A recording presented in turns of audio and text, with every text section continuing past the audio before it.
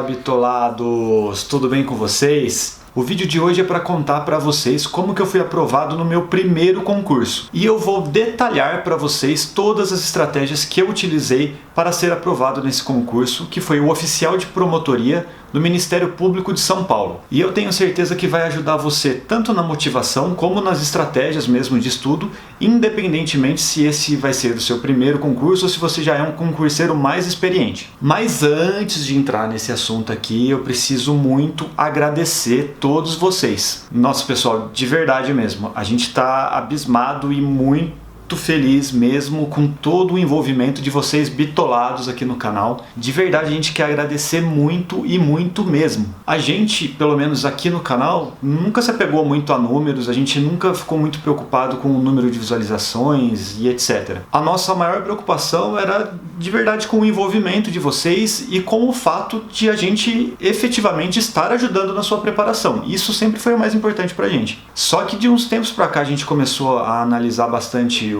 os dados do YouTube e a gente ficou totalmente surpreendido mesmo quando puxou toda a capivara ali do que a gente tinha de visualizações. E gente, nesse ritmo que a gente está hoje, em pouco mais de um mês a gente vai ter 1 milhão de visualizações aqui no canal. E isso é muito pra gente mesmo, a gente não esperava isso de uma forma tão rápida assim. No último mês, por exemplo, foram 100 mil visualizações e, cara, a gente não sabe nem o que fazer, assim, a gente ficou abismado com isso. E uma coisa que eu queria de verdade falar pra vocês, que essa nossa preocupação com o envolvimento, ela fica muito clara quando a gente olhou o número de comentários. A gente já tem quase 6 mil comentários aqui no canal.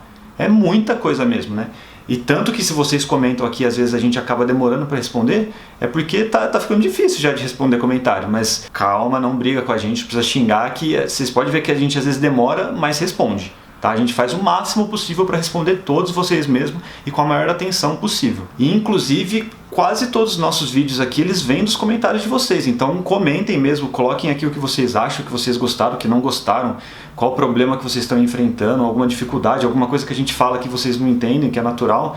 Manda aqui, xinga a gente se precisar, mas comente, é muito legal isso pra gente, a gente adora fazer isso. Então, obrigado, obrigado, obrigado mesmo, e tenho certeza que são vocês que fazem o Bitolê acontecer. O envolvimento de vocês é mais importante do que ficar só a gente falando aqui, então muito obrigado mesmo. Mas agora, retomando, ó, vamos pra luta. Como que eu fui aprovado no primeiro concurso que eu fiz? Foi o primeiro concurso que eu fiz mesmo, e eu comecei a estudar pra ele depois da publicação do edital. E olha aqui, você não pode ficar imunido de preconceito achando que eu estudei pouco, por exemplo, para esse concurso. Eu estudei demais, mesmo só saindo depois do edital. A minha vida no pós-edital virou aquele concurso. Como eu só fiquei sabendo dele depois da publicação do edital, eu me senti muito angustiado e eu queria demais ser aprovado nesse concurso.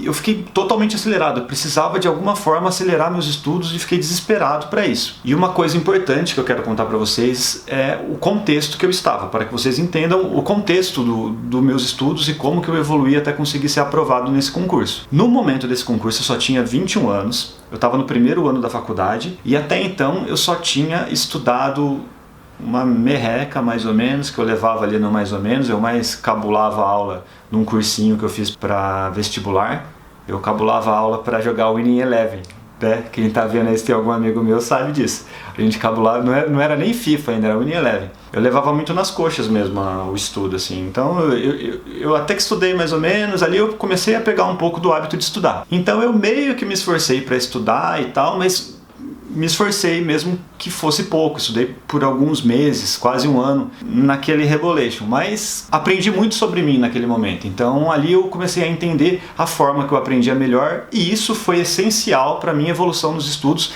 quando eu decidi bitolar e começar a estudar mesmo para algum objetivo. Na hora que saiu esse edital, eu estava no primeiro ano do curso de Direito. E eu entrei no curso de Direito pensando em fazer algum concurso que fosse legal para mim. Mas como eu estava no primeiro ano, eu não tinha contato nenhum com matéria mesmo de Direito, né? Nos primeiros anos, até o terceiro semestre da faculdade de Direito, tem muita matéria lenga-lenga, sabe? Filosofia, hermenêutica, que são matérias que não vão te dar um conteúdo que vai cair na prova. Elas vão te dar uma base legal para outras coisas, mas não para a prova. Tudo sobre Direito que eu aprendi foi estudando para o concurso e não na faculdade, então eu não tinha base nenhuma de Direito praticamente. E é claro, como eu já estava estudando, né, nesse esqueminha aí que eu estava do vestibular, eu já tinha uma base razoável ali de português e matemática, que eram outras matérias que cairiam ali. Então aqui, ó, resumindo, o meu contexto de estudos quando eu comecei a estudar após o edital. Eu não estava totalmente cru nos meus ritmos de estudo, né? Eu já tinha uma experiência anterior aí com vestibular, já tinha me conhecido um pouco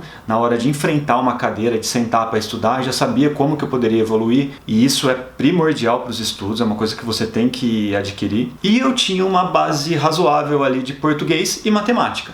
E de direito não sabia nada. E aqui foi o que eu fiz na prática mesmo para resolver esse problema e para chegar no meu objetivo. Eu entrei no site do PCI Concursos, que é um site muito grande que tem várias provas gratuitas, você consegue buscar bastante coisa lá, e peguei as últimas provas desse concurso. Aí eu imprimi e analisei bem o perfil da prova para conseguir entender o que eu precisava aprender para fazer essa prova e conseguir a nota que eu queria. E aí, em um segundo momento, depois que eu analisei o que eles pediam naquela prova, eu decidi que eu tinha que ser frio bastante para, como se fosse uma terceira pessoa ali, analisar a minha situação, ver o que eu estava fraco, o que eu precisaria melhorar, onde que eu precisava melhorar mais para conseguir a nota que eu queria. Então ali eu decidi quais matérias, quais pontos eu deveria priorizar. E eu recomendo demais que você faça isso para qualquer prova que você vai fazer, independente do seu nível de concurseiro. Aí, se você é concurseiro iniciante, se você é concurseiro intermediário, se você é concurseiro profissional, não interessa.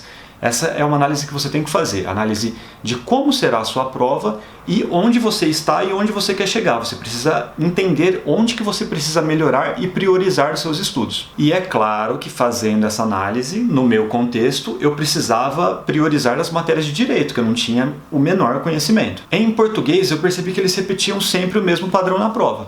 Eles colocavam ali um texto intermediário, que não era muito grande, dava para você ler, mas iria acabar te cansando, porque eu percebi, por exemplo, que algumas questões de interpretação eu não precisava ler o texto inteiro. Eu poderia primeiro ir para a questão e achar aquela partezinha do texto que ele queria que eu interpretasse. E isso faz você ganhar muito tempo, lógico. Eu percebi que eles repetiam, por exemplo, toda a prova tinha crase, uma questão de pontuação, e aí eu foquei mais nesses temas. E o que eu decidi fazer para estudar português? Só por questões. Eu pegava várias provas anteriores da banca, porque não muda muito português, por exemplo, da VUNESP de oficial de promotoria e escrevente técnico judiciário. Eu peguei bastante questões da VUNESP e resolvia item a item e descobri o porquê que estava certo, porquê que estava errado. Isso foi fazendo eu treinar principalmente esses pontos que eles cobram mais. E caso eu ficasse em dúvida por alguma razão nessa matéria, eu recorria ao meu material do vestibular. E aqui já fica uma dica muito legal para vocês que têm dificuldade em português, matemática, que são essas matérias que são exigidas no vestibular, no Enem. Você pode recorrer às ferramentas do Enem e do vestibular. Hoje eles têm algumas ferramentas que você não vai encontrar em alguns cursinhos de concurso. E não existe uma diferença, na verdade, entre a matéria para Enem e para concursos. Você precisa só ajustar aqueles temas que são mais cobrados na sua prova. E, aliás, essa metodologia dos cursinhos preparatórios para vestibular pode ser muito útil para você. Às vezes você vai se dar melhor do que com professores de cursinhos para concursos. E em matemática eu fiz a mesma coisa também. Eu pegava as provas anteriores, respondia muitas e muitas questões para manter aquela porcentagem que eu achava que era razoável para eu passar no concurso. Se eu travasse ali por qualquer motivo, também recorria ao meu material do vestibular. E só com esse treino, só com essa manutenção de conhecimento e tirando dúvidas, eu fui muito bem nessa prova. Então é algo que eu acho que vale muito a pena você testar. Em direito, analisando as provas anteriores, eu percebi que tinha um padrão também. Eles só exigiam lei seca. Até porque era a VUNESP, né? Você sabe que a VUNESP é uma das que mais pede lei seca. E em direito penal, por exemplo, eu percebi que nas questões,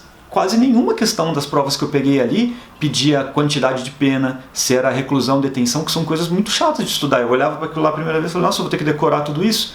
Eu olhei para as questões anteriores, vi que eles dificilmente cobravam isso, fui lá e comecei a riscar de todo o meu material, descartei mesmo, eu não estudei se era reclusão ou detenção, eu deixei isso para outro lado, eu me preocupei com os outros detalhes que eram mais cobrados. Como eu percebi que eu tinha poucos meses para estudar, eu decidi então priorizar a lei seca nesses termos que eu estou falando para vocês. E foi isso que eu fiz. Eu decidi que ia ler toda a lei seca que era exigida no edital do concurso o máximo possível, ia repetir o máximo de vezes possível. Aí eu fui em uma banca que tinha perto de casa e comprei uma apostila que dizia ter toda a legislação do concurso. Vocês sabem que tem várias dessas. E, inclusive, eu até percebi que tinha algumas coisas ali que não estavam no edital. Aí o que eu fiz? Risquei. Falei, isso daqui não está no edital, não vai cair. Se cair, eu tento impugnar. Não vai cair. Comecei a riscar para deixar o material sem desperdício. Como eu nunca tinha tido contato com a legislação, eu peguei um dicionário e andava junto com ele, junto com a apostila. Eu ficava com dúvida de algum termo, tentava descobrir ali o que ele significava. E aí eu comecei a perceber que alguns termos, principalmente termos jurídicos, não estavam necessariamente no dicionário. Quando eu tinha um tempo, eu entrava, marcava aquilo lá, entrava no Google, descobria o que era e fazia uma anotaçãozinha ali, só para eu retomar aquele conceito que eu tinha encontrado no Google. E eu repetia essa leitura o máximo e o máximo e o máximo que eu pude mesmo. É claro que você pode já presumir, e foi o que aconteceu mesmo, que eu sofri muito nas primeiras leituras, na primeira leitura principalmente da Lei Seca. Mas eu fui me esforçando e fui tentando repetir, e aos poucos eu fui evoluindo e fui entendendo os conceitos que estavam lá. E a cada vez todo esse conteúdo foi ficando cada vez mais fácil e mais rápido de ser lido e entendido por mim. A Natasha mesmo fez um comentário aqui na reunião da aprovação ágil, que a gente conversou com outras pessoas que estão prestando concurso, e ela falou um negócio que é verdade mesmo, que eu nunca tinha pensado assim. Se você lê um livro uma única vez, você às vezes demora para ler, às vezes é um livro pesado, um livro, mesmo que seja um livro, sei lá, Harry Potter. Tem gente que leu às vezes 5 vezes aquele mesmo livro. Eu tenho certeza que ela leu 20 vezes mais rápido do que leu da primeira vez. E o raciocínio é o mesmo, gente. Você precisa repetir, se esforçar ao máximo, que com o tempo, naturalmente, isso vai ficando mais fácil. E uma coisa muito importante, eu parecia uma tartaruga, gente. Eu até peguei esse hábito, até hoje eu sou meio que assim. Eu ficava com a mochila o dia inteiro mesmo, aquele calor de Campo Grande, eu com a mochila suando nas costas lá, mas dentro da minha mochila tinha a apostila e o dicionário.